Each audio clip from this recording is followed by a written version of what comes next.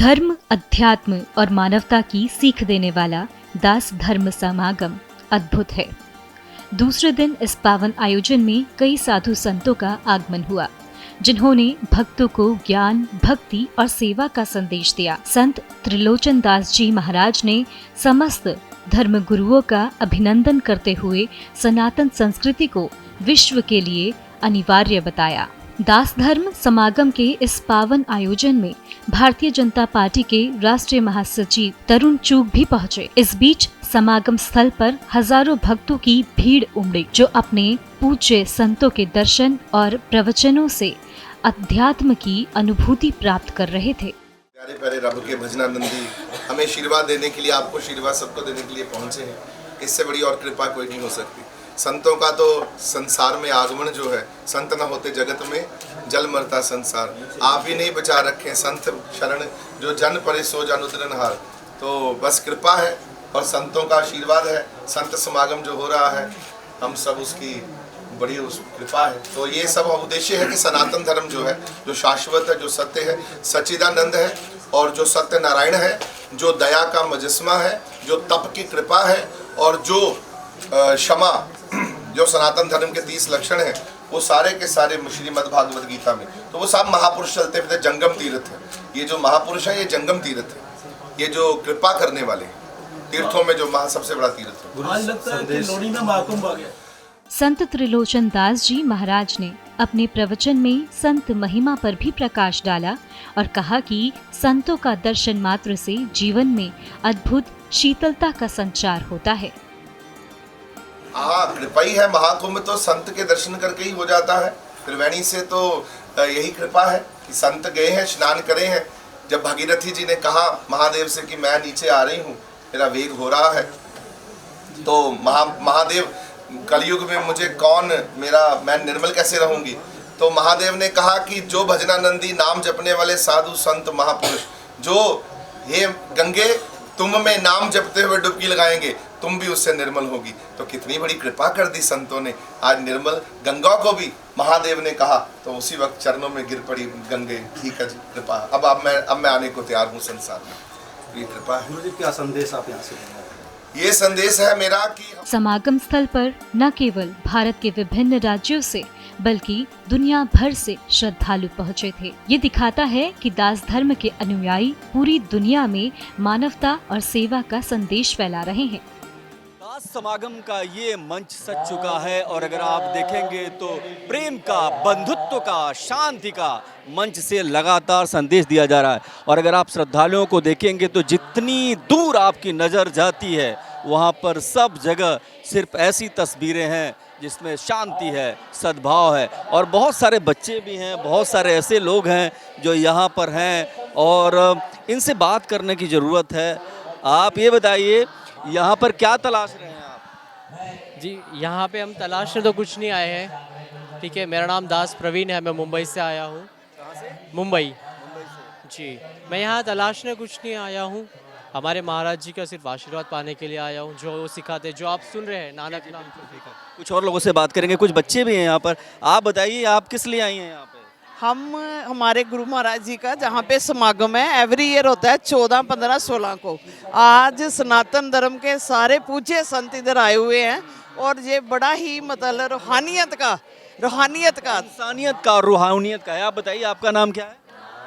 मेरा नाम दीपांशी है। आपको क्या अच्छा लगता है यहाँ के सुकून मिलता है। महाराज जी सत्संग सुनाते हैं, अपनी गुरुवाणी से हम सबको हमारी सोच पवित्र करते हैं। सुकून मिलता है, ये बहुत महत्वपूर्ण है। अगर आप देखेंगे तो बहुत सारे युवा हैं इस तस्वीर में, और बुजुर्ग भी हैं। तो जाहिर सी बात है कि यहाँ पर, हाँ माता जी कुछ कह रही हैं? हमारे को यहाँ पर ईश्वर प्राप्ति के लिए, मतलब ईश्वर से मिलाने का जो वो मिलता है, वो सब करते हैं गुरु महाराज जी के पास, इसीलिए हम आते हैं। सही। तो देखिए, यहाँ पर तमाम लोगों की अपनी अपनी धारणाएं, अपनी अपनी आस्था है। आप बताइए, आप कहाँ से आई? जी, मैं लुधियाना से आई हूँ। क्या ऐसा मिलता है यहाँ पर, आपको क्या अच्छा लगता है? सुकून जो कहीं और नहीं मिलता। एक संत को मिलने आए थे, इतने संतों के दर्शन हो गए, बस सुकून मिलता है, और ये बहुत बड़ी बात। आप बताइए, कहाँ से आई हैं? मैं कनाडा से आई हूँ। कनाडा से। अरे वाह! तो यहाँ क्या तलाश रही है कनाडा में से? यहाँ अगर क्या तलाश रही है?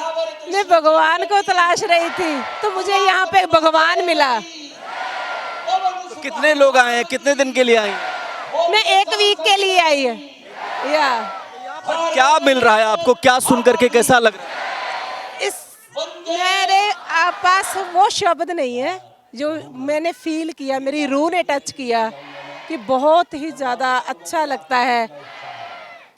बहुत तो कनाडा में वो शांति नहीं है जो यहाँ पर? नहीं, जब ये वहाँ पे जाते हैं मेरे गुरुजी तब उस टाइम में ऐसा होता है। ये बहुत बड़ी बात है क्योंकि लोगों की आस्था इस कदर है कि यहाँ पर एक बच्चा भी है। क्या नाम है आपका? कुलदीप। आप किस लिए आए हो?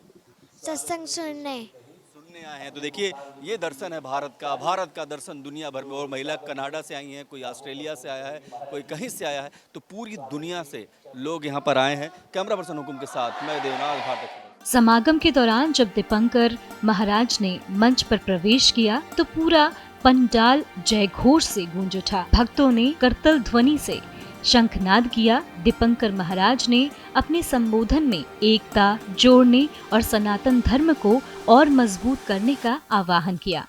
आध्यात्म को लेकर के तमाम सारी बातें हो सकती है, लेकिन ये भी सच है कि भारत सबसे बड़ा केंद्र है। लेकिन यहाँ पर भी कुछ ऐसी चीज़ें हो जाती हैं जिसका जवाब तलाशना बहुत ज़रूरी है। और जवाब की बात है तो दीपंकर महाराज जी हमारे साथ हैं। महाराज जी, आज आप यहाँ क्या कर रहे हैं? सनातन को संगठित करने का एक कार्य जिसका उद्घोष महाराज जी ने अपनी सीट, अपनी गद्दी से किया। मैं समझता हूँ कि जो महाराज जी ने कहा वो लकीर है, वो लकीर खींच दिया गया कि भविष्य का सनातन संगठित हो, भविष्य का सनातन एक हो, भविष्य का सनातन मजबूत हो और भविष्य का सनातन संगठित हो। मैं समझता हूँ कि ना कोई दूरी ना कोई खाई, हिंदू हिंदू भाई भाई। इस समागम में बड़ी संख्या में महिलाएं भी शामिल हुई। कई महिलाओं ने बताया कि संतों के दर्शन और प्रवचनों से उन्हें अद्भुत शांति का अनुभव भी होता है। यहाँ पे मतलब एक तन की और मन की जो सुख शांति है, यहाँ जो चीज़ है एक गा के एक्सप्लेन करके यहाँ पे बताया जाता है विस्तार में। और यहाँ पे मतलब हमें जो कहीं भी सुकून नहीं मिलता, कहीं भी शांति नहीं मिलती है, यहाँ आके वो शांति भी मिलती है, वो सुकून भी मिलता है और एक सेल्फ कॉन्फिडेंस लेवल भी बढ़ता है। 3 बातें बहुत महत्वपूर्ण। आप बताइए आपको कैसा लगता है इस समागम में? एक्चुअली मैं तो यहाँ पर बहुत सालों से जुड़ी हुई हूँ, तो मैं तो मतलब अपने घर का कोई फंक्शन छोड़ सकती हूँ पर मैं समागम नहीं छोड़ सकती।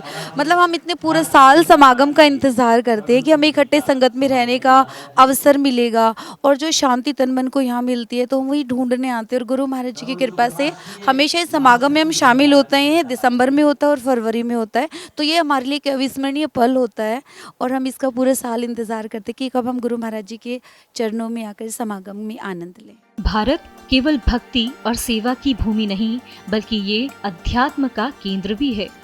अहिंसा परमो धर्म की भावना को समाहित किए हुए ये देश शांति और सद्भाव का संदेश देता आया है। समागम स्थल पर हर उम्र के भक्त सेवा भाव और दास भाव का परिचय दे रहे थे। तो ये था दास धर्म समागम का दूसरा दिन, जहां संतों ने अपने प्रवचनों से भक्तों को आध्यात्मिक शांति प्रदान की। इस आयोजन ने न केवल सनातन संस्कृति की महत्वता को स्थापित किया बल्कि ये भी दिखाया कि ये परंपरा पूरे विश्व में अपनी जड़ें जमा चुका है। भारत एक्सप्रेस के लिए दिल्ली से देवनाथ की खास रिपोर्ट। फिलहाल के लिए हमारे इस खास पेशकश में इतना ही। देश और दुनिया की तमाम खबरों के लिए देखते रहिए भारत एक्सप्रेस।